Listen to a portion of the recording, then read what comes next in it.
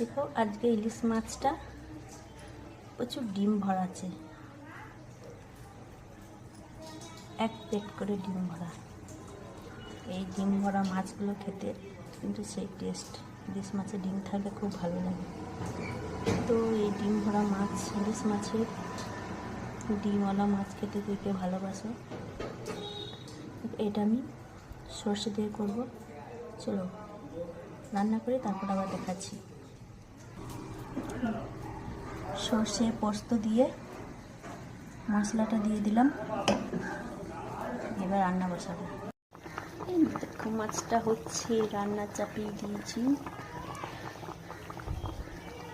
কয়টা কাঁচা লঙ্কা ছিঁড়ে দিয়েছি, দিয়ে চাপিয়েছি।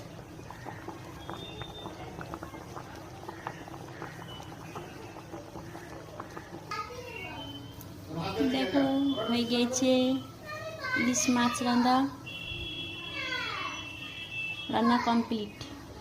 তো এইরকম ডিম ভরা ইলিশ কে কে খেতে ভালোবাসে বলো, আমার তো সেই লাগে। তো কারো যদি ইচ্ছা হয় চলে আসতে পারো খেতে আজকের লাঞ্চে।